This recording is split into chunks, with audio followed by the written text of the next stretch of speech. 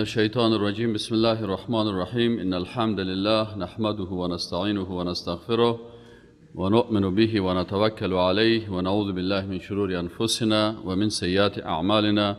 من يهده الله فلا مضل له ومن يضلل فلا هادي له، وأشهد أن لا إله إلا الله وأن محمدا رسول الله صلى الله عليه وسلم وعلى آله وصحبه أجمعين. اما بعد.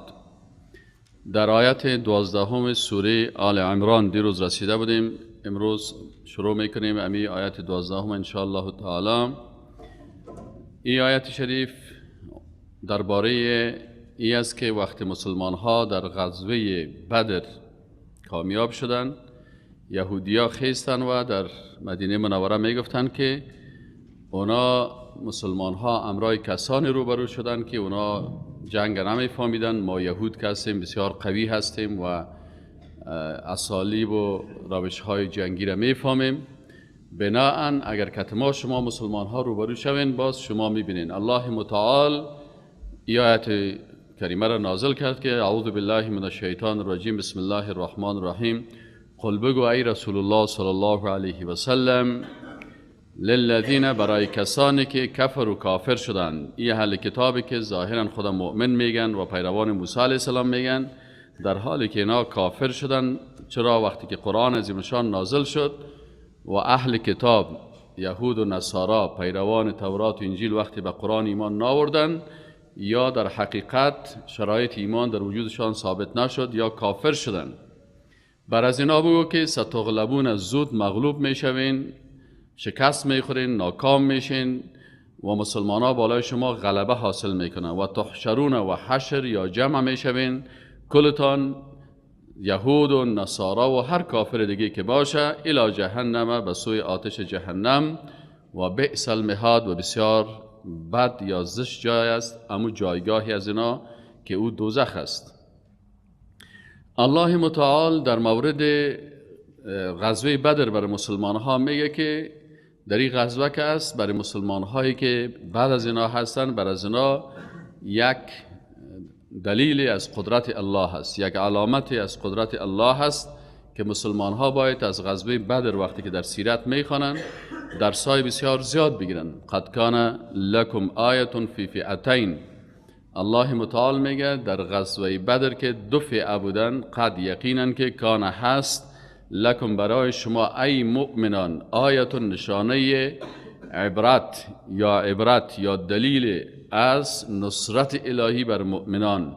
فی فئتین، در دو گروه کی بود؟ یک گروه کافرا بودن، مشرکا بودن، و در مقابل از اینا گروه مؤمنا بودن. التقطا، که این دو گروه با هم روبرو شدن در غزوه بدر. التقطا یعنی ملاقات کردن، روبرو شدن. فئتون، یک گروهی از اینا تقاتل و جهاد میکردن، قتال مسلحانه میکردن، فی سبیل الله، در راه الله. و اخرى، و گروه دیگر از اینا کدام مردم بودن؟ گروه دیگر از اینا کافرتون، کافرای هستن که یرونهم مثلیهم، که اونا را دو چند خود میدیدن.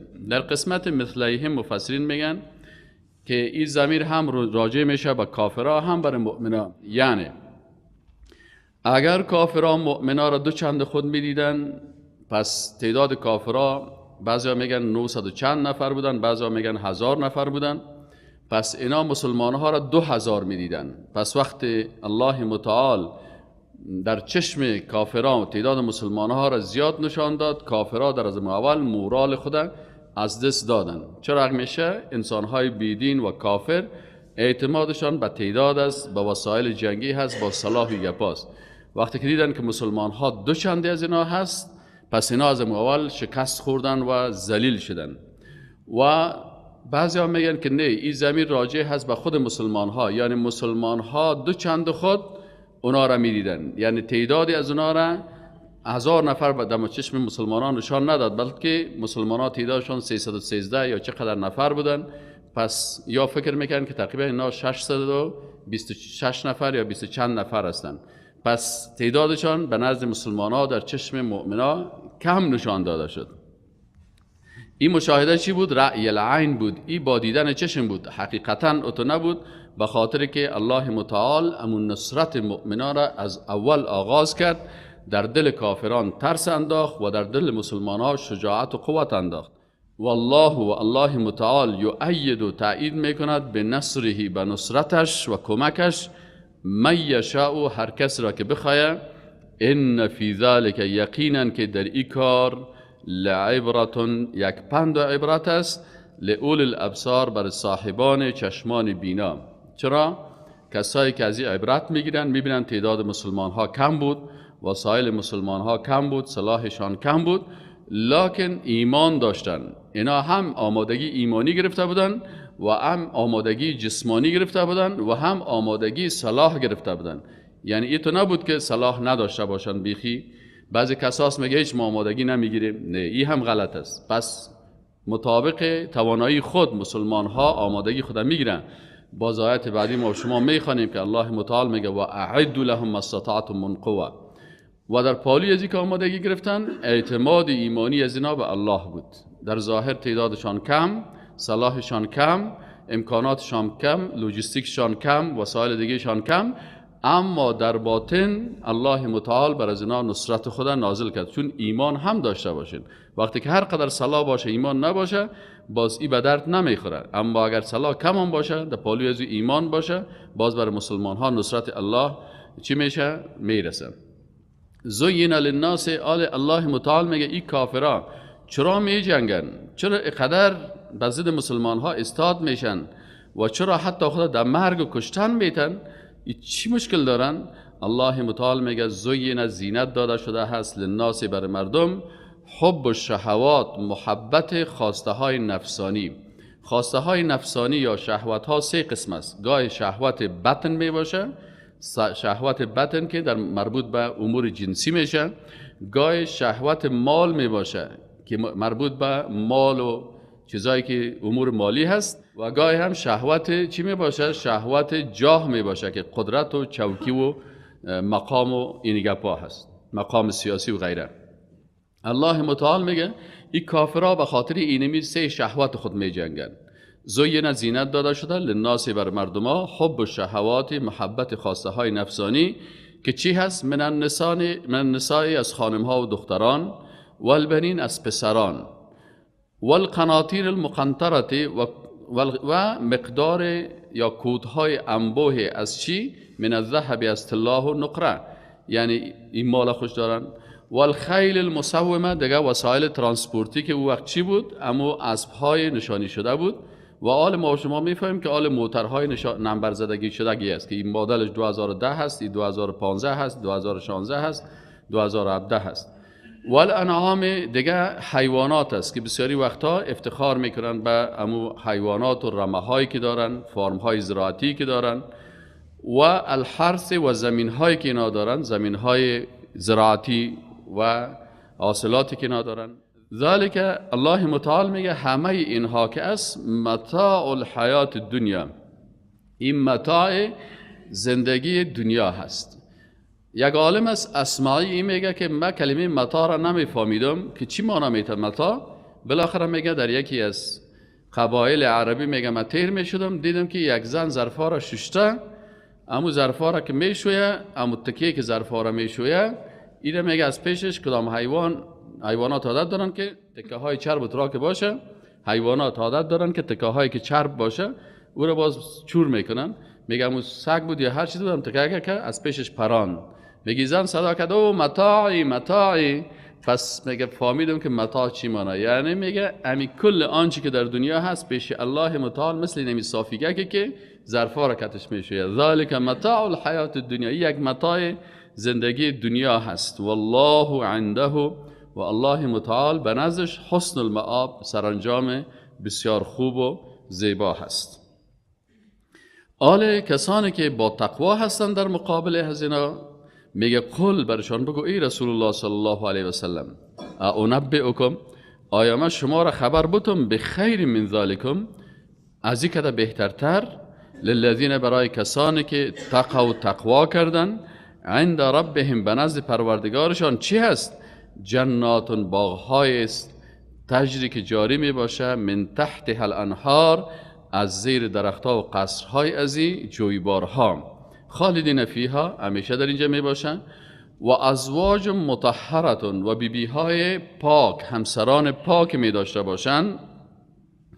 و رضوان و رضایت الله متعال می باشد من الله، رضایت الله هم به همراه از اینا می باشد. چقدر زیباست که انسان نعمتها را هم داشته باشه و الله هم از پیشش راضی باشه. والله بصیر بالعباد، و الله متعال ای اسماء و صفات الله هست که یکی از اسماء و صفات الله البصیر، که الله بسیار بینا هست و میبینه آنچه که بنده ها میکنه. الذین، دیگه صفت مؤمنای حقیقی چی هست؟ که اونها تنها به عبادت ها کفایت نمیکنن، بلکه همیشه دست دعا و دست تضرع و توحید در عبادت مراعات میکنن، توحید در دعا تنها از الله میخواهند. میگن الذین، کسانی که یقولون میگن ربنا، توسل میکنن با چی؟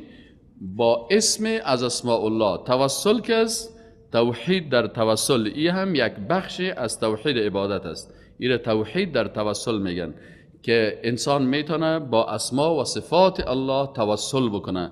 قرآن میگه الذین، کسانی که مؤمنای حقیقی هستن، یقولون میگوین، یتوسلون توسل میکنن به اسما و صفات الله، که یکی از اسما و صفات الله رب است. میگن ربنا، ای پروردگار ما، تو پروردگار ما هستی، خلق کننده و روزی دهنده و شفا دهنده ما هستی. ایننا، آل توسل دوم به چی میکنه؟ به ایمان خود میکنه. پس توسل میتونی به اسما و صفات بکنی و توسل به ایمان خود بکنی، توسل به اعمال صالحه خود بکنی، توسل با دعای یک انسان زنده بکنی. متوجه هستین؟ توسل با دعای انسان ها بکنی، ولو که رتبهش از تو که بلند باشه یا پایین باشه. اینجا دو توسل میگم. الذین، کسانی که یقولون میگن و یتوسلون توسل میکنن به بارگاه الله.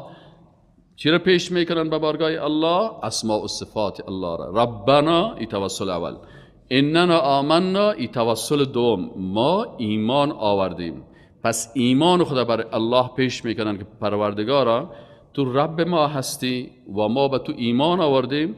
باز انال عریضه خدا پیش میکنه که فغفر لنا، پس مغفرت کن برای ما، ذنوبنا، گناه های ما را، و قنا و وقایه کن ما را، نجات بده ما را، عذاب النار، از عذاب دوزخ. دیگه صفات مؤمنان واقعی چی است؟ الله متعال میگه شما این تو مسلمان باشین که اگر جهاد میکنین او قسم مثل مجاهدین بدر باشین، بدریین باشین و صفات بدریین در وجود شما پیدا شود تا نصرت الله برتان پیدا شود. همچنان میخواین مؤمنای واقعی باشین، این قسم توسل بکنین که در قرآن ثابت است. فلسفه نگوین، از دل خود جور نکنین، متاثر به مشرکین و کفار نشین. دیگه صفات مؤمنین چیست؟ الصابرین، بسیار صبر کننده ها هستند. صبر در اطاعت صبر میکنن، بسیار خوب نماز میخونن. صبر در اطاعت میکنن، بسیار خوب جهاد میکنن. و دیگه چی هستن؟ صبر در معصیت میکنن، از گناه فرار میکنن، زود مبتلا به گناه نمیشن. و صبر در اطاعت، در مصیبت و در معصیت. این قسم مردم ها هستن، در هر سه حالت صبر کننده ها هستن. و صادقین، و راستگو هستن. صادق کدام انسان است که زبانش با قلبش یک قسم باشه، این صادق است. اتونه که در قلبش یک چیز باشه، در زبانش دیگر چیز باشه. پس اگر قلبت، زبانت و عملت، ارسش قلب جمع زبان جمع اعضای بدن، اگر ارسش مساوی بود این صادق است.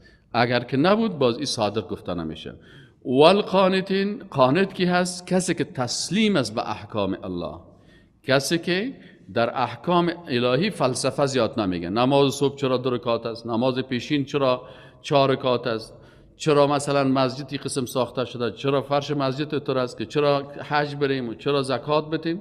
اینی چرا که میگه، این انسان از جمله قانتین میکشه. پس انسان قانت کسی است که تسلیم است به احکام الله. والمنفقین، کسانی که نفقه میکنن در حلال. اینی انسان صفت مؤمن واقعی است. در نفقه چی نمی باشه؟ در نفقی که در شریعت است اسراف نمی باشه، تبذیر نمی باشه و تقتیر. 3 اصطلاح است. این 3 اصطلاح اقتصادی اسلامی است. اول اسراف نمی باشه، زیاده روی در حلال نمی کنه. 1 کیلو گوشت کفایتش میکنه، نمیره که 6 کیلو بیاره که با سر میز کلش قطار بانه، یک قسم دو قسم کفایت میکنه، 20 قسم میاره باز. ایدی نفقه گفته نمیشه، اسراف گفته میشه به سین. و تبذیر چی را گفته میشه؟ تبذیر که در حرام پول مصرف میکنن، در ساز پیسه میته، در موسیقی پیسه میته، در رقاصه پیسه میته، در شراب پیسه میته، در قمار پیسه میته. اینها باز منفقین نیستن.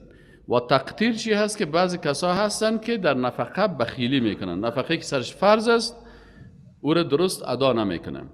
و المستغفرین، مستغفرین کسایی هستن که همیشه گناه کرده باشه یا نکرده باشه به الله طلب مغفرت از الله میخواد.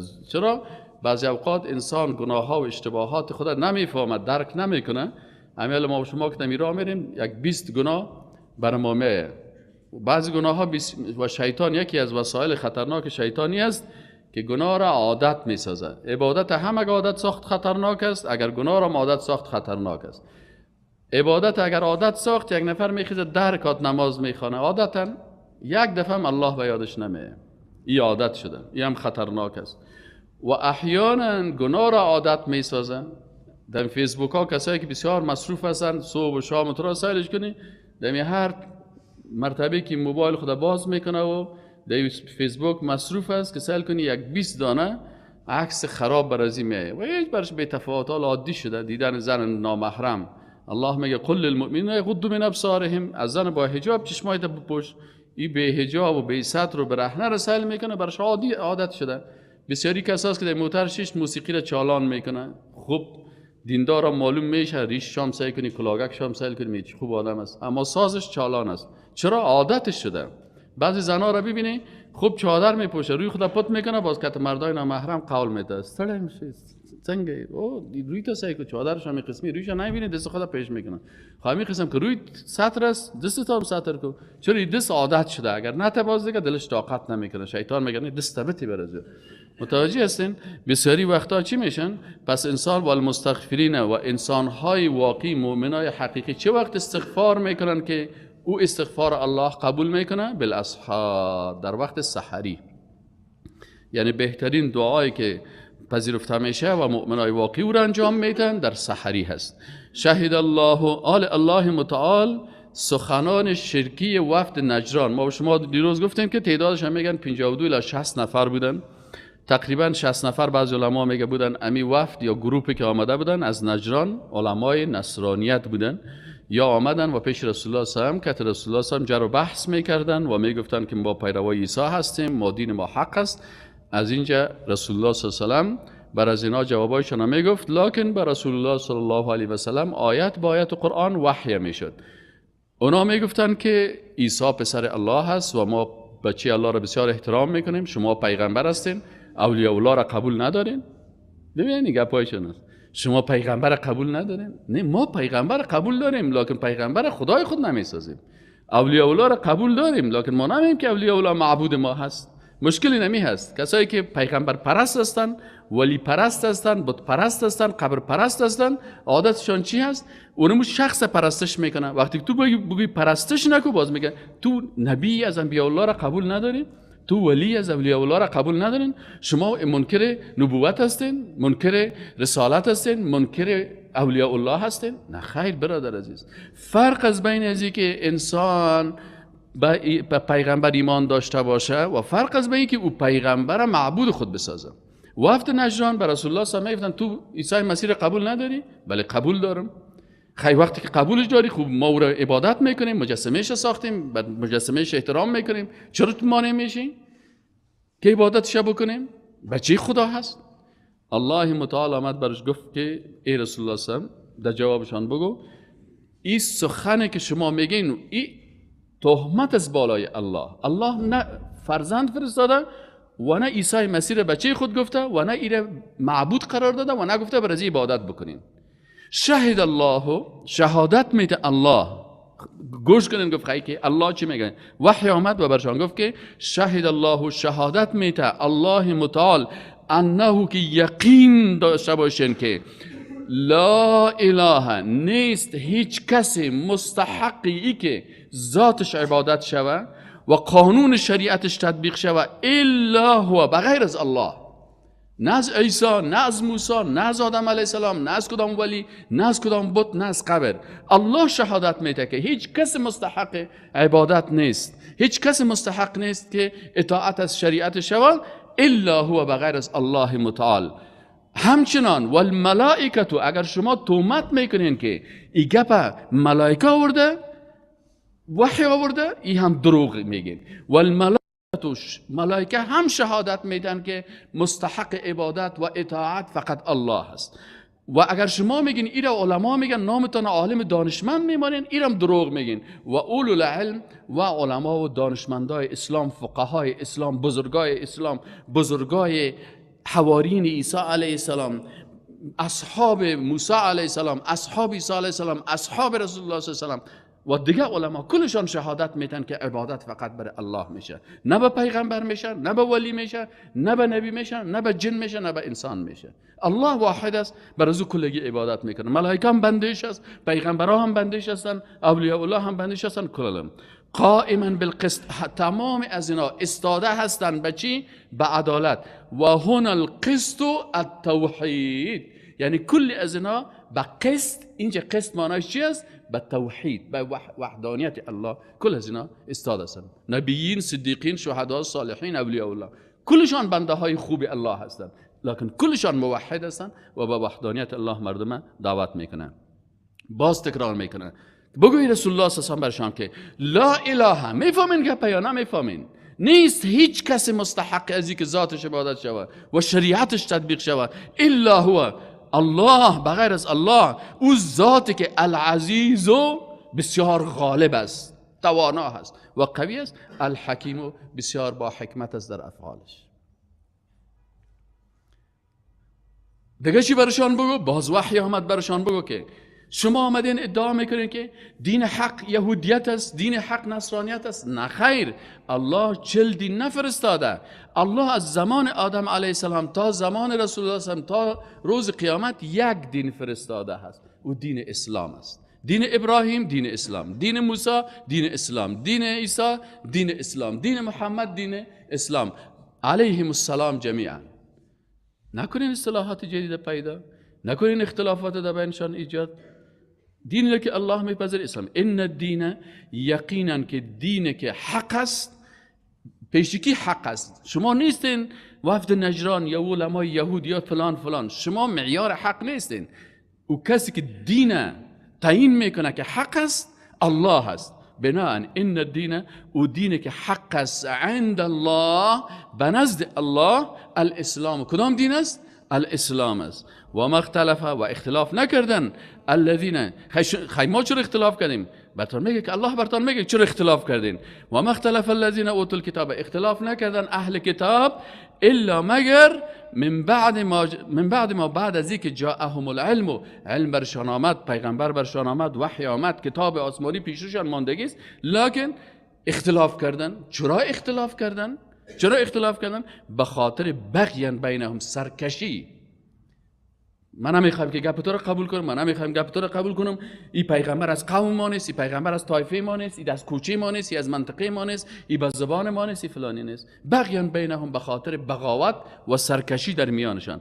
الله متعال آل میگه رسول الله صلی بگو، جوابشان بگو. و ما یکفر به آیات الله، هر کسی که به آیات الله کافر میشه. شما خودتان میفهمین ای وفد نجران که شما کافر شدین به آیات الله، آیاتی که الله گفته بود که الله یگانه هست و عیسی بنده الله هست و رسول الله هست. هر کسی که به آیات الله، چی آیات تورات باشه، کافر شود، چی به آیات انجیل که وحدانیت بیان میکنه کافر شود، چی به آیات قرآن که وحدانیت الله را بیان میکنه کافر شود. فان الله سریع الحساب، الله بسیار سخت باز زود حساب گیرنده هست. ات جزا بتیتان که باز خودتان خوار و ذلیل شوین.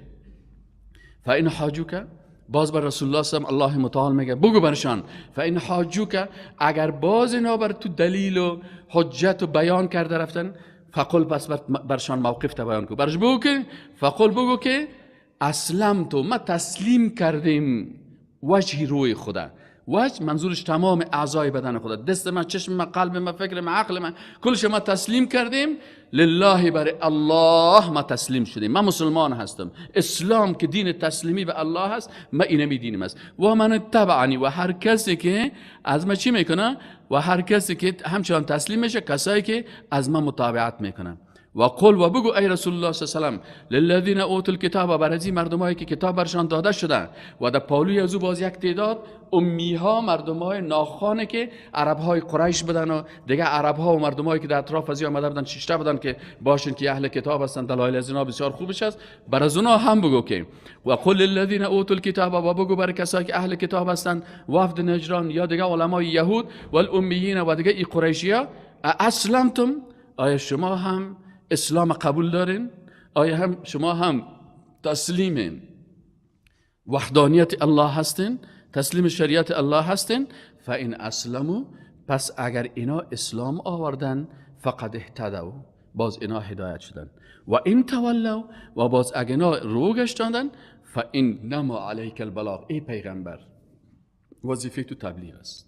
گفتیشان، اقامه حجت کردی، دلایل برشان بیان کردی، آیات قرآن برشان گفتی، وحی برشان بیان کردی. آله که رو میگردانن، قبول نمیکنن، تکبر میکنن، آله جگر خون نشو. فانما علیک البلاغ، والله، وظیفه تو چی است؟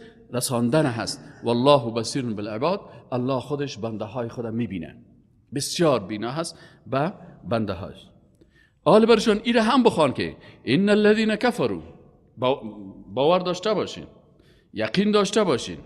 الذين یقین داشته باشه، ان الذين یقینا کسانی که یکفرون، کافر میشن، به آیات الله، به آیات الله، و یقتلون النبیین، و میکشن پیغمبرا را، مثل که اجداد شما کشتن و شما هم راضی هستین که پیغمبرا را بکشین به غیر حق، بدون کدام دلیل مشروعی که اجازه هست که یک کس کشته شود. پیغمبرا نه زنا کرده بودن که سنگسارش کنین، نه قتل کرده بودن که قصاص بگیرین، نه کدام کافر شده بودن که شما بخیجین حد مرتد سرش جاری بکنین. بدون حق شما اینا را گرفتن کشتین. و نه تنها وظیفه از اینا این نیست، این کافرها و بیدینا وظیفهشان این نیست که پیغمبر را بکشن، بلکه هر کسی که در راه پیغمبر بره او را هم میخواین بکشن. هر کسی که در منهج پیغمبر برن او را هم میخواین بکشن. و یقتلون، و قتل میرسانن، الذین، کسانی را که یأمرون بالقسط، که مردم امر و دعوت میکنن به چی؟ بالقسط، به توحید، به عدالت. در اینجا فبشرهم، پس الله متعال میگه اینا را بشارت بده. اصلا بشارت خب به گپای خوب استعمال میشه، لکن اسلوب سایکولوژی و روانشناسی قرآن چی هست؟ که یک نفری مثلا ناکام مانده، در 3 مضمون ناکام مانده، برش میگه اوه مبارک باشه در 3 مضمون ماندی، خوب ذلیلش میسازه. برای جا میگه خوب یاره بشارت بده به عذاب علیم، خوب عذاب سخت انشالله در انتظار شماست. اولئک، همی گروه مردم، الذین، کسانی هستند که حبطت اعمالهم. حبطت چی معنی؟ یعنی نابود شده اعمالشان. تمام اعمالی که اینا میکنن که باز ما صاحب سرک میسازیم، صاحب موتر میسازیم، صاحب مثلا بر شما شفاخانه میسازیم، صاحب میخوایم با فقرا کمک بکنیم، این قسم میکنیم، کمک های انسانی میکنیم، اخلاقی میکنیم. الله متعال میگه وقتی که شما دشمن الله بودین، الله تمام اعمال خوب شما را هم نابود میکنه. مشرک دشمن الله هست، بدعتکار دشمن الله هست، کافر دشمن الله هست. وقتی که تو دشمنیت علنا با الله میکنی و میفهمی که این شرک است، این کفر است، این بدعت است، این ضد توحید است، باز وقتی که تو با فهمیده به کفر مبتلا میشی، الله متعال میگه که باز تمام اعمال از اینا نابود میشه. فی الدنیا و الاخره، فی الدنیا، در دنیا، و الاخرت، و در آخرت. یعنی اعمالشان این کسا چی شدن؟ اولئک، آیت 222 سوره آل عمران، اولئک الذین، اولئک همی کسا، الذین، کسانی هستند که حبطت، نابود شده هست. حبوط به معنای نابودی به حی، اما به هید چشمه باز نزول میگه. فهمیده یعنی حبطت حی بخوانین، حبطت نابود شده است اعمالهم، اعمالشان، فی الدنیا، در دنیا، و الاخره. یعنی هیچ ارزش نداره اعمال کافران، نه در دنیا ارزش داره پیش الله و نه هم در آخرت. و ما لهم من ناصرین، بر از اینا کدام نصرت کننده و کمک کننده هم نیست. الله متعال میگه که ببینین عیب اهل کتاب بیان میکنه. چی عیب داره؟ یهود و نصارا و سایر کافرایی که از دین الله میگردن چی عادت دارن؟ شما عادتهایشان رو بشناسین که شما مبتلا به عادات از اونا نشین. بعضی کسا مسلمان هم می باشه ولیکن مبتلا میشه به عادات اهل کتاب. علم ترى آیا ندیدی ای رسول الله صلی الله علیه و آله الی الذین، به طرف کسانی که او تو داده شده ان نصیب، یک نصیب من الکتاب، از کتاب های آسمانی، یدعون الی کتاب الله، وقتی که اینا خودشان کتاب آسمانی هم پیششان هست، آل به کتاب الله که کتاب دیگی الله هست که قرآن عظیمشان است، به طرف ازی دعوت میشن لیحکم بینهم، تا که در بینشان امی کتاب حکومت بکنن، حاکمیت قرآن باشه. کافرها چی عادت دارن؟ قطع نمازت غرض نداره، میگه برو نماز بخوان، مسجد جور میکنی برو جور کن، این در امریکا جور کن، هم در فرانسه جور کن، متوجه هستی یا نه؟ نماز میخوانی برو، حج میری برو، اما حکومت الله را نمیخوایم. باید عوض حکومت الله حکومت مردم توسط مردم برای مردم باشه. میفهمی؟ میگه این عادت اهل کتاب است. یا نمیخوایم که حاکمیت کی باشه؟ الله باشه. مسجد چیز نمیگن، چرا در مسجد ها خاصه چیزی گپ نیست، مسجد کار ندارن، نماز تا کار نداره، برو نماز بخوان، برو ریش تبان، برو حجاب بپوش، لکن چی نکو؟ بیرق لا اله الا الله را بالا کردن نمیتونی. هر جایی که بیرق بالا شد ما او را چی میکنیم؟ سرنگون میکنیم. میگن ندیدی کسایی که اهل کتاب هستن یدعون، وقتی که دعوت میشن الی کتاب الله، که کتاب الله او تو کتاب نه که در ختمه خوانده شوه، او تو کتاب نه که فقط در مسجدها ختم شوه، کتابی که حکومت بکنه بالای مردم در زمین الله، چون انسان خلیفه هست در زمین که امر الله را مطابق شریعت الله در زمین الله تطبیق بکنه. باز میگه یارا نمیمانن. وقتی برشان گفته شوه که مسجد خود کافر میسازن، ندیدی نه باز جای سعی کنی این اصف ناتو برای ما قرآن چاپ کرده، این فلانی جای امریکا برشان مسجد ساخته، فلان جای نمیبینیم مثلا امریکایی ها فرش مسجد خریدن، اما اونا میگن نه مسجد براتون میسازیم، قرآن هم اگه خواسته باشین براتون چاپ میکنیم. فهمید یعنی هر کاری که میکنی بکن، منتها حاکمیت کتاب الله را در زمین الله نمیمانیم. وقتی که استاد شد، هر گروهی که استاد شد که ما شریعت الله را تطبیق میکنیم، میگه ای باید نابود شود. یدعون که دعوت میشن الی کتاب الله، و سوی کتاب الله، لیحکم تا حکم کنه، حکومت بکنه، بینهم در بینشان. بازیگه ثم یتولا، باز رو میگردن فریق گروهی منهم از ایشان، باز روی خود دور میتن و هم معرضون، در حالی که اعراض کننده هستن.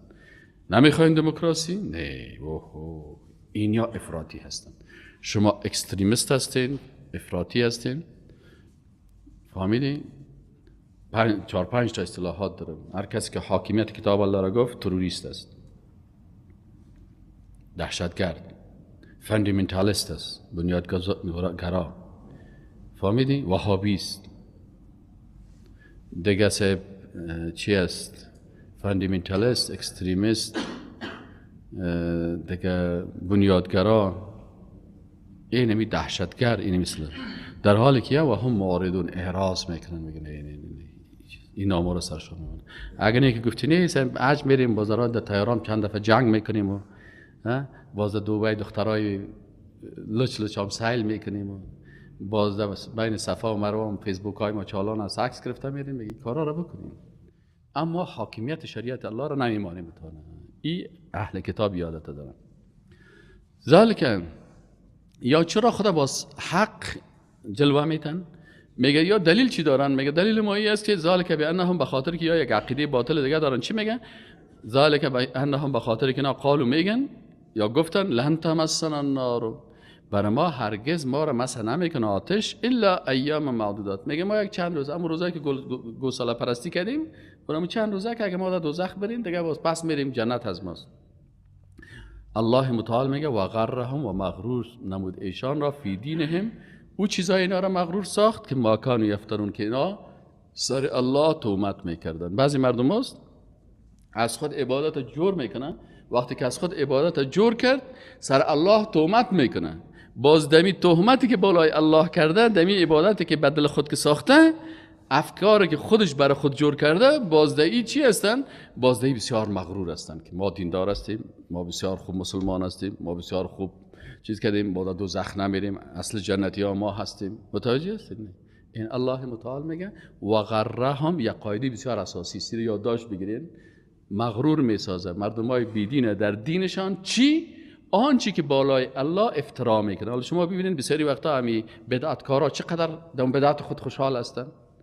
تو دو میزنه تو احمق هستی، برو بی عقل هستی، نمیفهمی کارهایی که ما میکنیم اینمی در دین است. از پیش پرسان که همین کارا پیغمبر کرده، صحابه کرده، تابعین کرده، باز چی میگن؟ خب منم نکرده دیگه. خب من نکرده. خب حالا هر چیزی که من نکرده بود، پیغمبر کی گفته که نماز صبح 20 رکعت نخوانین؟ خب گفته 2 رکعت بخوانین، اما در مقابلش 20 رکعت من نکرده، چون گفت که 2 رکعت بخوانین نمی دین شد. اگه تو باز دور 20 ساختی باز تو بی دین شدی، نمیتونی که عدد تغییر بدی. اینال این قسم اینال بسیاری کسای بدعتکارا و مردمای بی دین که است، اونمو چیزایی که سر الله تهمت کردن بازی اونا رو چی میسازه؟ مغرور میسازه. بازمون بسیار خوشحال است، خود دیندار فکر میکنه اینمی دین که از شوله خوردن است، اینمی دین که از روز 2 است، روز 3 است، شب جمعگی است، اینمی خیرات ها و بخو و چکر بزنن چی، اینمی دین است. اگر مخالفت برش کردی باز بعد از اون دیگه باز میگه نه مغرور است، نه شما دین نمیفهمی، اینمی دین است. فکیف الله متعال سوال میکنه، استفهام توبیخی از پیش از اون میکنه. فکیف باز چی گونه خواد بودن اذا هنگامی که جمعناهم جمع کنیم ایشان را لیوم بر روزی که لا ریب فیه که در روز شک نیست، و وفیت و کاملا داده شود کل نفس برای هر صاحب نفس ما کسبت آنچه را که کسب نمودن و هم لا یظلمون و بالای از اونا ظلم نمیشه. آله بر رسول الله صلی الله علیه و سلم میگه که خودت یک دعای خاصی که باید پیغمبر بکنه و مسلمان ها بکنن و اساس عقیده توحید او کدام دعاست؟ قل بگو برشان که اللهم بگو، اللهم دعا بگو اللهم یا الله، یا قل اللهم بگو یا الله مالک الملک، تو صاحب ملک هستی، تمام اینمی جهان که هست صاحبش تو هستی. مردم ها که خدا میگن امی کلمه صاحب الملک ترجمه کردن خدا میگن، فهمید یا نه؟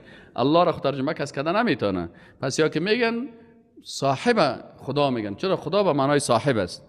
ایناله اللهم یا الله تو که صاحب از ملک هستی، تؤتی الملک میتهی امی ملک حکومت من تشاء برای هر کسی که خواسته باشی، و تنزع الملک و میگیری امی حکومت و قدرت و از کی میگیری؟ من تشاء از هر کسی که باشه. اینجا چون پیغمبرها ملک اینجا استعمال شده، چرا؟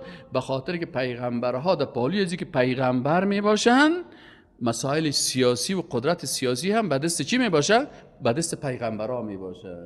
رسول الله صلی الله علیه و سلم کانت بنو اسرائیل تسوسهم الانبیاء، بنی اسرائیل تسوسو ساس یسوسو چی معنی؟ یعنی سیاست مداری میکردن. سیاست مدارای بنی اسرائیل کی بودن؟ الانبیاء و پیغمبرایشان بودن. هر وقتی که میگه یک پیغمبر میرفت، پیغمبر دیگه در عقب از او میامد و او پیغمبر در پالوی احکام شریعت اسلامی، چرا نصف کلمه عبادت است و نصف کلمه تطبیق شریعت است که تطبیق سیاست است. نفهمیدید؟ در کلمه چند تعهد است؟ 3 تعهد.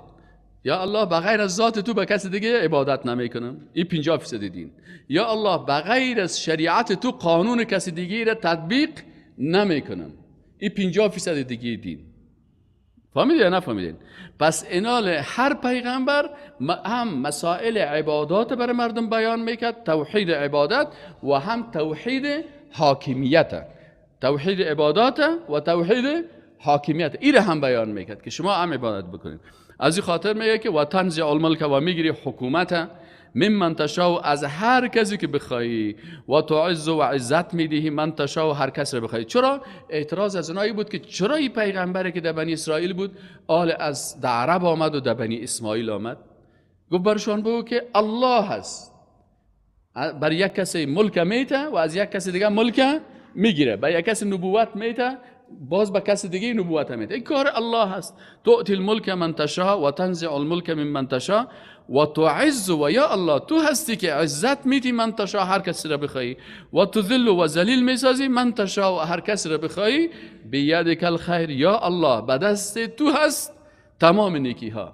ید الله در قرآن ثابت است، به دست الله هست، لکن دست الله را تشبیه با دست مخلوق نمی کنیم. اگر کسی دست الله را با دست مخلوق تشبیه کنه شرک میشه در صفات الله.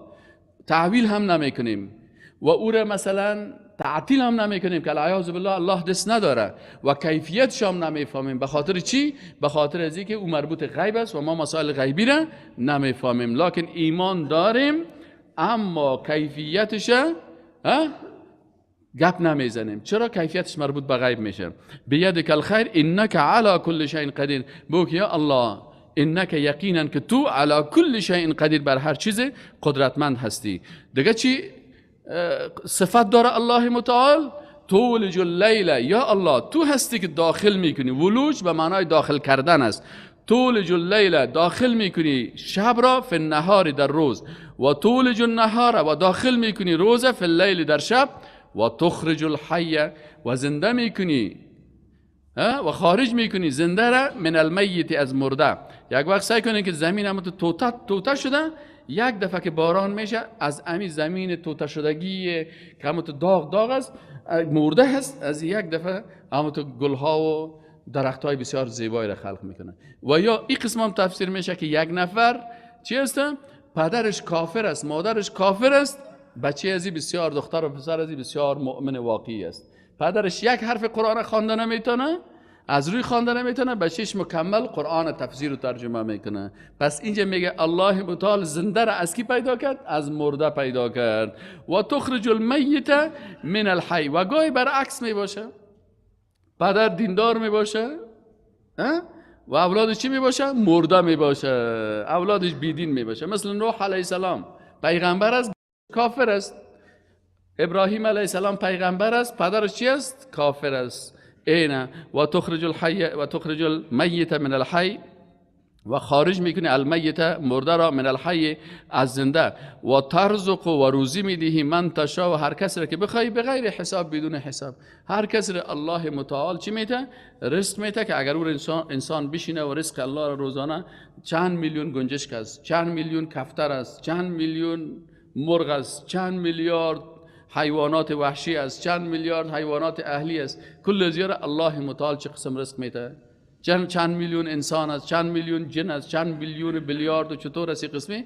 وقتی کل از میگه ایران میمونی، لکن الله متعال برای هر کدام از اینا به غیر حساب بر از اینا چی میده که ما و شما رو محاسبه کردن نمیداریم، حسابش پیش الله هست.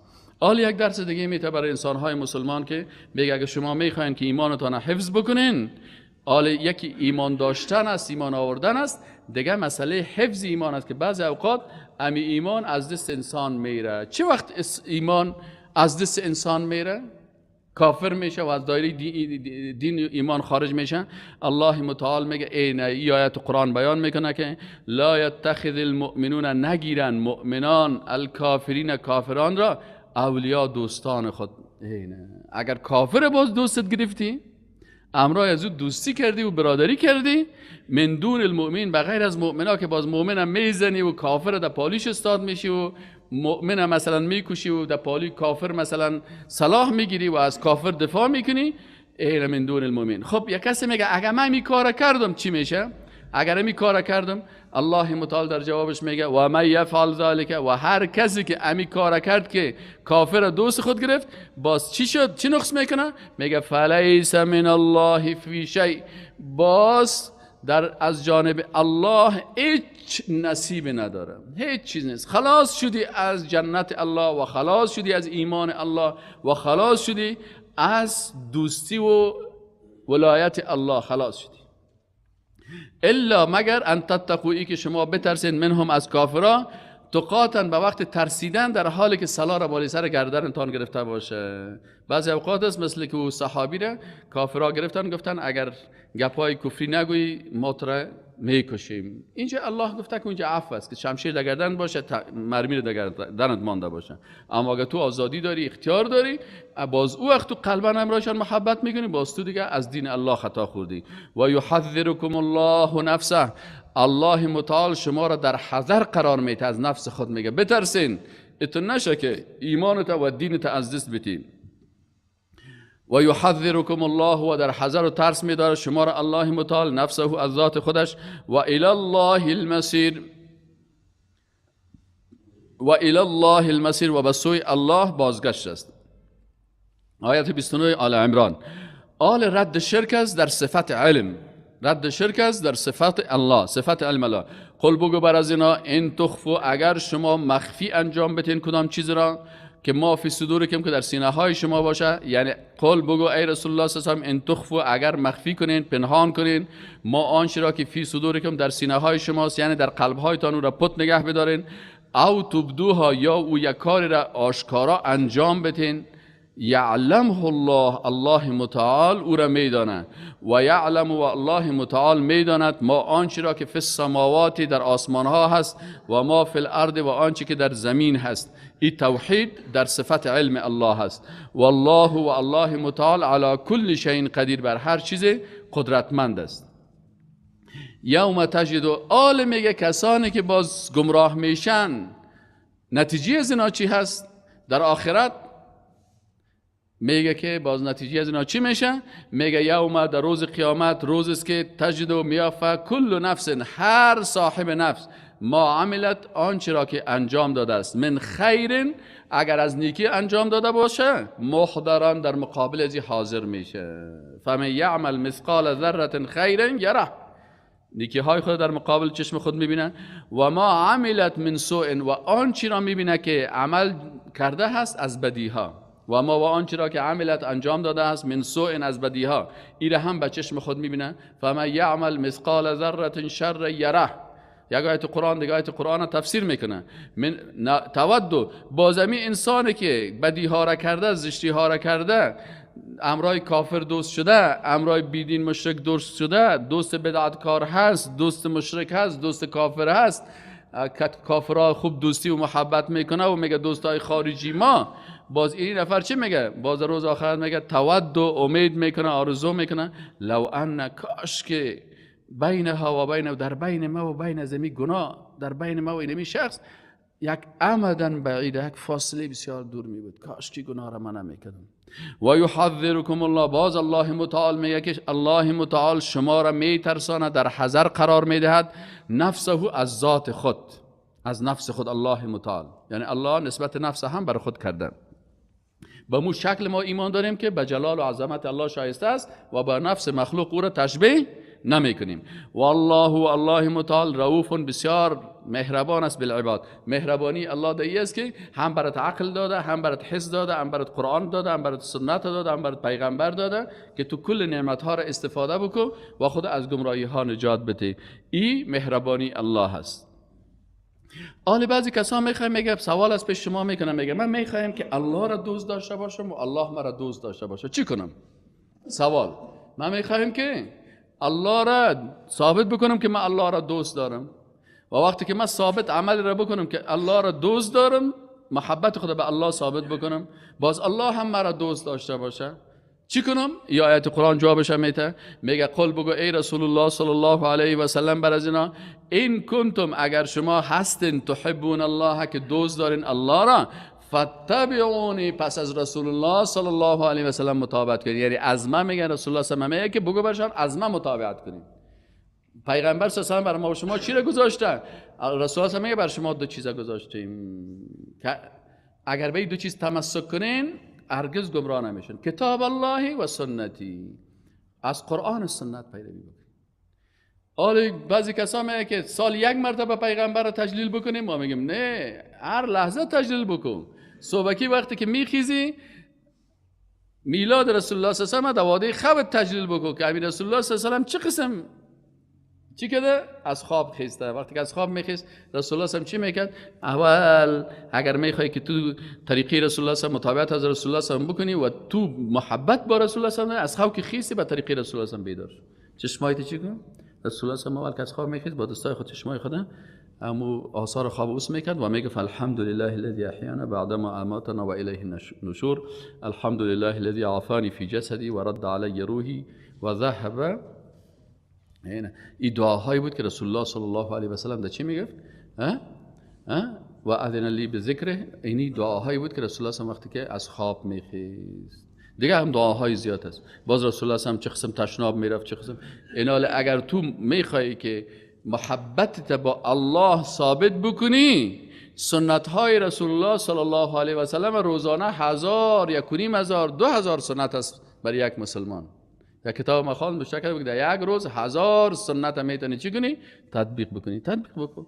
نماز به طریقه رسول الله صلی الله علیه و سلم بخوان. در یک نماز 200 حدیث رسول الله صلی الله علیه و سلم است، یعنی 200 سنت در یک نماز است. بخوان. در نان خوردن سنت های رسول الله صلی الله علیه و سلم است. آب نوشیدن سنت رسول الله صلی الله علیه و سلم است. 24 ساعت میتونی چی کنی؟ قول بگو برشان ای رسول الله صلی الله علیه و سلم این کنتم، اگر شما تحبون، دوست می‌دارید الله متعال را، ثابت کردن دوستی انسان با الله چه قسم حاصل میشه؟ در متابعت از رسول الله صلی الله علیه و سلم. کسایی که متابعت از رسول الله صلی الله علیه و سلم نمیکنه، شعارهای ناقی ناقی میته، این باز دوستی را ثابت نمیکنه.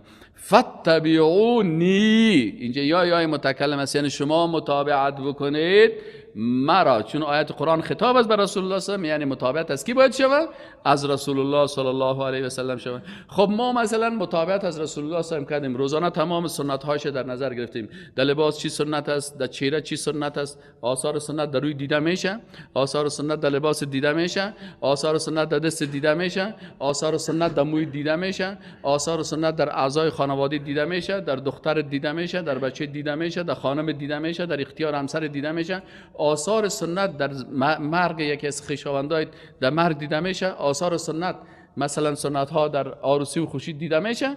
اگر همین کارها را کردم، بله من سنت ها را کلش انجام دادم و همیشه سنت به قرآن و سنت چی هستم؟ چنگ زدیم. اما تو قرآن و سنت تطبیق میکنم. هر جایی که آیت قرآن برای میاد به او عمل میکنم، هر جایی که سنت رسول الله صلی الله علیه و سلم برای شود بدون فلسفه او را تطبیق میکنم. چی میشه نتیجهش؟ الله متعال میگه که اگر این کار کردین یحببکم الله، باز الله شما را دوست می‌داشته باشه. یحببکم الله، باز شما را الله دوست می‌داشته باشه. و یغفر لکم، و باز دیگه چی میکنه؟ و یغفر لکم، اگر ما خب گناهکار هستیم، باز گناهکاران هم الله دوست داره. باز الله متعال میگه که و یغفر لکم ذنوبکم، باز گناههایتان هم میبخشه. وقتی که محبت الله را حاصل کردی، الله باز تو را دوست میداشته باشه، باز گناههای دوست خودم میبخشه، به شرط که دوستی حقیقی بکنی. آل هیچ مسلمان نیست نمی تمام دنیا که شما بگردین، هر مسلمان ببینی که میگه من رسول الله صلی الله علیه و سلم دوست دارم، الله را هم دوست دارم، رسولش هم دوست دارم. ما کمی کل مسلمان ها را دیدیم، حنفی، شافعی، مالکی، حنبلی، سلفی، مثلا حتی مردمای رنگ و رنگ، هر کسی را که ببینی که نامش مسلمان است، به هر چیز دیگه است، کلگی الله را دوست داره. لکن نقص در کجا هست؟ که محبت خود با الله به طریقی خود بیان میکنه. اما باید وقتی که ما الله را دوست داریم، رسولش را دوست داریم، به طریقی که الله برای ما گفته او را دوست داشته باشیم. این حال محبت رسول الله صلی الله علیه و سلم مطابق قرآن و سنت چه قسم محبت حاصل میشه؟ با متابعت از کی؟ از رسول الله صلی الله علیه و سلم. قل ان کنتم تحبون الله، الله میگه برای رسول الله، بگو برای این مردم ان کنتم تحبون الله، اگر شما الله را دوست دارین، فتبعونی، پس متابعت از ما بکنین که ما پیغمبر الله هستم. باز نتیجه چی میشه؟ نتیجه میگیرین یحببکم الله، باز الله شما را دوست میداشته باشه و یغفر لکم ذنوبکم، و میبخشه گناههای شما را، والله غفور رحیم، و الله هم مغفرت کننده گناه ها هست و هم بسیار مهربان است. دیگه امر الله چی است برای شما مؤمنان؟ ما و شما مؤمنان را الله متعال دیگه چی خطاب میکنه؟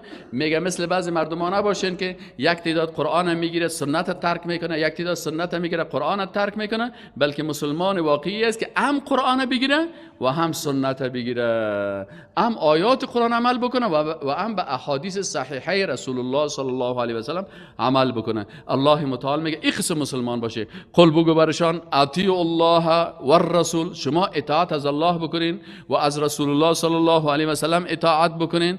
فان تولوا، باز اگه اینا رو گشتاندن، یا از قرآن رو گشتاندن یا از سنت رو گشتاندن، فان الله لا يحب الكافرین، باز الله کافرها را دوست نداره. علما میگه کسی که احادیث رسول الله صلی الله علیه و سلم انکار میکنه یا با سنت های رسول الله صلی الله علیه و سلم دشمنی میکنه، ای به کفر مبتلا میشه. فان الله لا يحب الكافرین، باز الله کافرها را دوست نداره. و باز بر از این وفد نجران خطاب بکن، برش بگو که شما چرا مخالفت میکنین با رسالت رسول الله صلی الله علیه و سلم، در حالی که برگزیدن پیغمبرا کار الله هست. از هر قوم، از هر جای، در هر جایی که کرد این کار الله هست، شما مداخلت در کار الله نکنین. برشان بگو که ای وفد نجران، ان الله، یقینا که الله متعال اصطفى، برگزیده است آدم علیه السلام و نوح علیه السلام و آل ابراهیم و اولاده ابراهیم علیه السلام و آل عمران خانواده عمران علی العالمین، بر عالمیان اینا را برگزیده. وقتی که الله اختیار کرد در بین از اینا نبوت و پیغمبرا بود، ما کلش دوست داریم. نبیین دوست داریم، صدیقین دوست داریم، شهدا را دوست داریم، صالحین دوست داریم، اولیاء الله را دوست داریم. هر کسی که دوست الله هست او را به خاطر الله دوست داریم. ذریتا، در حالی که نسل‌ها یا فرزندان بودن، بعضها من بعد، بعضی از بعض دیگی. والله سمیع علیم، الله متعال در توحید صفات الله ما با خبر هستیم که الله سمیع هم است، میشنه و عالم هم است، خودش میفهمه. اینا میگفتن که والا ما از خانواده عمران پیروی میکنیم، بیبی مریم داریم، عیسی علیه السلام از این پیروی میکنیم. الله متعال برای وفد نجران میگه شما دروغ میگین، شما امی ادعاهایی که میکنین بین که وحی الهی الله برشان بیان میکنه که شما با این مخالفت کردین. اگر شما میگین که عیسی بچه خدا بود یا مریم مادر خدا بود، دیگه پا شما کشیدین یا نبود. اذ، هنگامی که قالت امرأة عمران، گفت خانم عمران، رب ای پروردگار من، اینی، یک زن بسیار خوب بود، این مادر بیبی مریم است. دیگه چی میگه؟ میگه رب ای پروردگار من، اینی نظرت، یقینا که من نظر کردم، لک بر تو. نظر برای کی میشه؟ به نام الله میشه. یعنی او یک زن موحد بود که توحید در عبادت مراعات میکرد. شما میکنین توحید در عبادت مراعات؟ نظر فقط برای کی کرد؟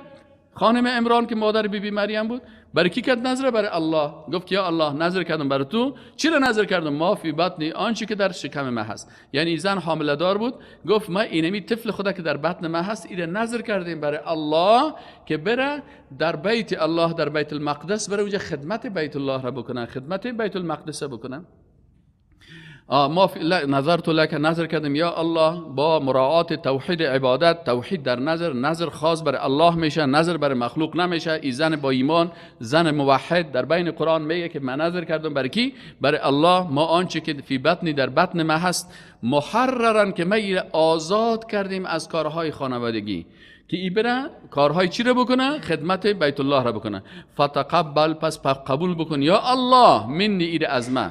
نمیگه که او فلانی شخص از ما ایره قبول بکن، میگه یا الله تو ایره قبول بکن. انک، یقینا که تو یا الله، انت توی السمیع، بسیار شنوا، العلیم، بسیار دانا. فلما، پس هنگامی که وضعتها، گذاشتیده، یعنی به دنیا آوردم این طفلک، دید که این بچه نیست. اونا بچه های خدا نظر میکردن که بره خدمتگار شون به بیت المقدس. این که دید دخترک است، عالی، خود دخترک خود کار بچه را نمیکنه که بیاید مسجد جارو کنه و مسجد پاک کنه و مسجد صفایی بکنه، این کارا بکنه. فلما وضعتها، پس وقتی که ایره چی کرد؟ ایره به دنیا آورد. قالت، یعنی الله برش ایره طفله به دنیا آورد، یعنی ایره حملش وضع حمل کرد. قالت، گفت امی خانم موحد، خانم یکتا پرست، خانمی که توحید عبادت میفهمید، نظر خاص به نام الله میکرد، نظر کشمش نخود نداشت، نظر مثلا سخی جان نداشت، نظر مثلا از نظرای مثلا نظر بهار نداشت، سمنک پز نبود. امی زنه که نظر خدا خاص برای کی کرده بود؟ برای الله کرده بود. میزن موحد. قال، گفت رب ای رب من، خطاب میکنه برای الله، میگه اینی وضعتها انثى، من خو ایره یعنی ولادت کردم، ای خو مؤنث است.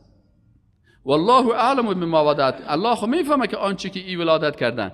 ولیس الذکر کالانثی. و امی خانم گفت ای پروردگارا این فرزند بچه خو ذکر و انثی فرق دارن، مذکر و مؤنث. عالی خود دختره که مخ مؤنث است. و اینی سمیتها و ما نامگذاری کردم مریم بی مریم. و اینی سکنین زن چقدر با عزت است در قرآن عظیم شان که این نام بی مریم در قرآن ذکر شده. بعضی کافرها میگه که این هیچ از زن گفته نشده، از خانم عمران گپ زده شده در قرآن، توحیدش بیان شده، توحید در صفات و در عبادت و در ذات موحد بود، یک پرست بود، خانم عمران بود، دخترش که از این ذکر شده.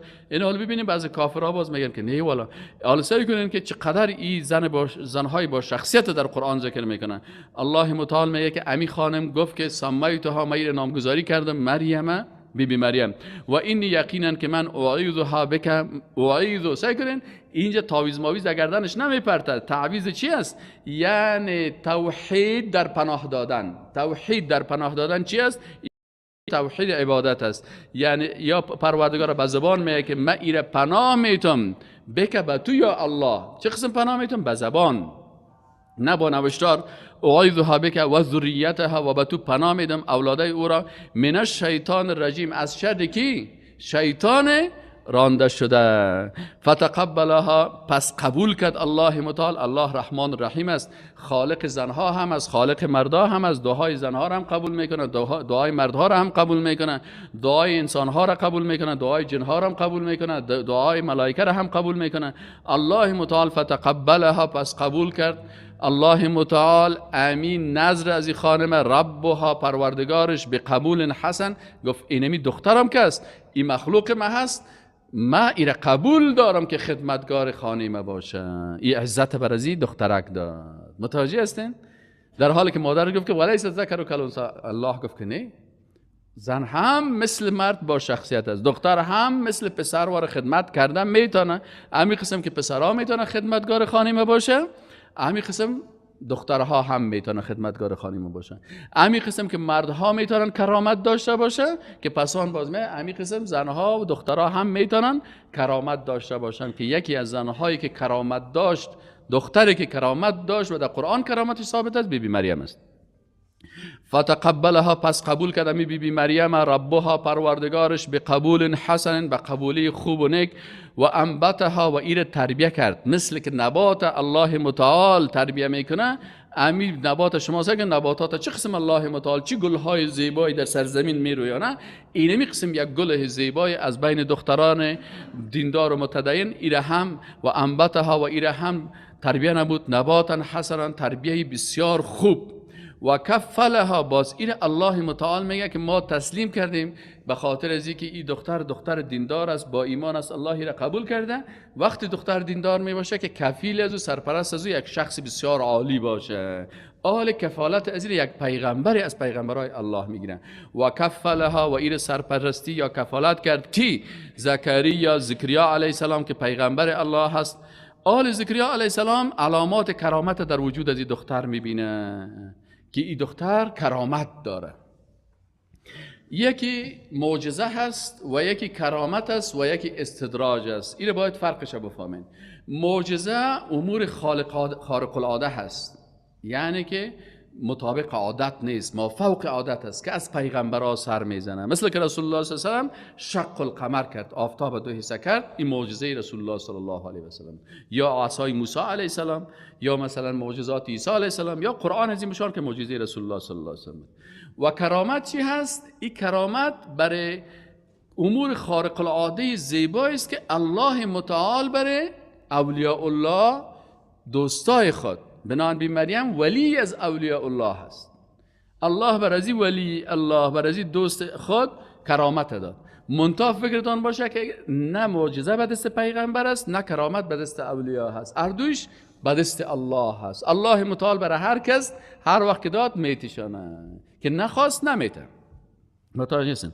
استدراج چی از بعضی امور خارق العاده هست، ما فوق عادت است که در عادت نمی باشه، این برای کافرها داده میشه به خاطر امتحان مسلمان ها. این استدراج چی اگر اون وقت این برین ببینین که گندوی کافرن در دیوال هم بالا میشه تا بالا، این میفهمی که چی است؟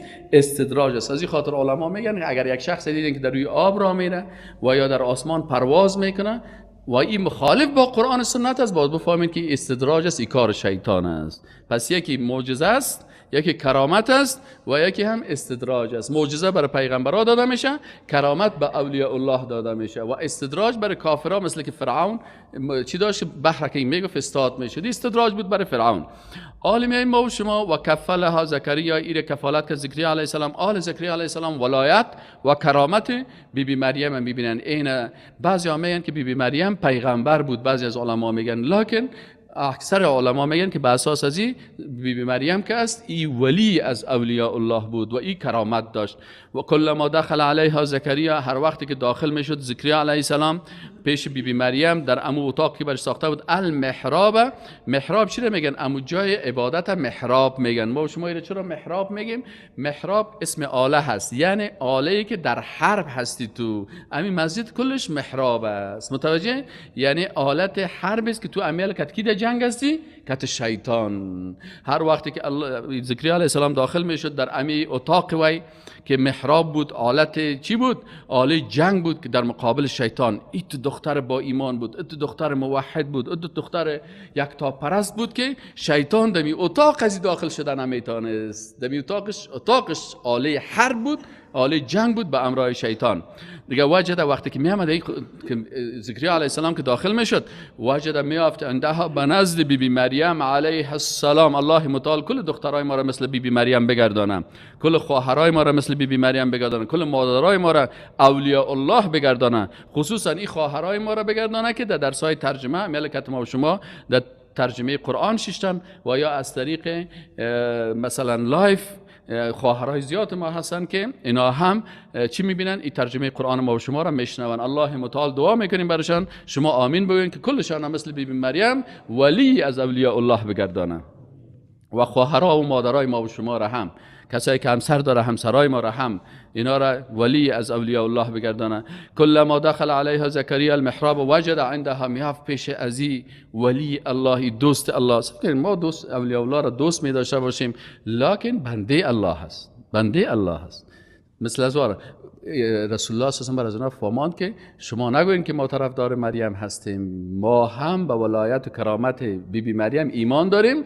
منتها فرق ما مؤمنین با فرق شما مشرکین دیگه است که شما از اولیاء الله و از پیغمبرها معبود خدا ساختین، صفات الله را برزو میتین، ما میگیم نه بنده الله هست، لکن محبت و دوستی و عزتشان در قلبای ما موجود است. فهمیدی یا نه؟ فرق بین موحد و مشرک دمی هست که موحد الله را به وحدانیتش میشناسه، در ذاتش، صفاتش، افعالش، عبادتش و اطاعتش هیچ مخلوقی را با الله شریک نمیکنه، ولو که ولی باشه، ولو که نبی باشه، لکن اینا را مخلوق الله میدانیم. بی مریم مخلوق الله است. رسول الله صلی الله علیه و آله برای وفد نجران گفت بی مریم مخلوق الله هست، لکن زن ولی هست، کرامت داره و این کرامت ها را داشت و ما با کرامت های ازی، به ولایت ازی، به شخصیت ازی، به ارزش ازی، به عزت ازی ایمان و باور داریم. اما مثل شما وار نیستیم که باز مجسمه چی رو جور کنیم و یک دانه مجسمه کلان جور میکنن از مریم، بازی رو سر شانهای خود میبرن و باز بر از او سجده و رکوع میکنن. این کار ما نمیکنیم. ما از بنده ها بت و مجسمه و بت پرستی و قبر پرستی نمیکنیم. زکریا المحراب و هر وقتی که میگه زکریا علیه السلام در محراب دمی اتاق ازی داخل میشد که اتاق ازی مثل آله حرب بود در مقابل شیطان، وجد میافت میدید زکریا علیه السلام عندها به نزد بی مریم ای ولی الله رزقا روزی رو میدید که میوه های تابستانی در زمستان برش آمده، میوه های زمستانی در تابستان. وقت خود نه تیاره بود و نه ارتباطات چیز بود که مثلا میوه ها رو بیاره، مثلا حال که از چین و ترا میاره. وقت دیگه کل میوه های هر مملکت سیل میکنه که پیشری بی مریم، کل مردم از گشنگی میمره، در اتاق بی مریم سیل میکرد که میوه های رنگارنگ است. وجد عندها رزقا، ماشاءالله. قال میپرسید زکریا علیه السلام از او که یا مریم، ای بی مریم، انا لک هذا، از کجا شد این میوه ها، این خوردنی ها، این غذاها، از کدام هتل برای تو قسم غذاها و میوه ها میه؟ قالت بی مریم که ولی از اولیاء الله بود، چی میگفت؟ هو من عند الله، ای از جانب کی است؟ از جانب الله هست. پس الله متعال کرامت بیبی مریم چی بود؟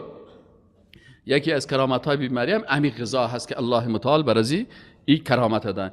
ان الله آل بیبی مریم امیجا هم صفات الله را، وحدانیت الله را بیان میکنه. میگه ان الله، یقین داشته باش که الله اوت ذات واحد است که یرزق روزی میدهد من یشاء، هر کس را بخواد بغیر حساب، بدون حساب. توحید فراموش نکنین. هنالک در اینجا دعا کرد. حالی که زکریا علیه السلام دید که الله متعال برای بیبی مریم یک دختر مظلومی که بسیار در اطرافش علمای خطرناک یهود شکم کته می آمدن، ایرا آزار می دادن یا هستن. آل دیگه دید که الله متعال برای تو عزت داده. زکریا علیه السلام هم یک ضرورتی از ضرورت‌های داشت که برای الله باید رو تقدیم میکرد. در قلب خود چی داشت؟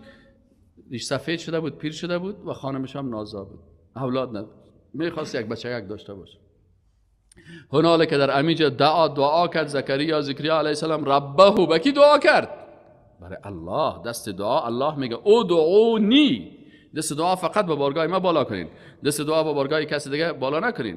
یعنی بعضی کسا اگه میالن بیبی مریم کدام جای ببینن که بیبی مریم میبودال، کل مردم باز از دامن بیبی مریم میگه فی مریم به ما دختر بده، ای مریم بر ما بچه بده. اینجا توحید بیان میکنه. سعی کنین که زکریا علیه السلام که پیغمبر است از مریم نمیخواد، با وجود از اینکه کرامت داره، میگه به الله دست دعا را بلند میکنه. میگه هنالک در اونجا یک انسان موحد، یک تا پرست دیگه وجود داشت که زکریا علیه السلام نام داشت.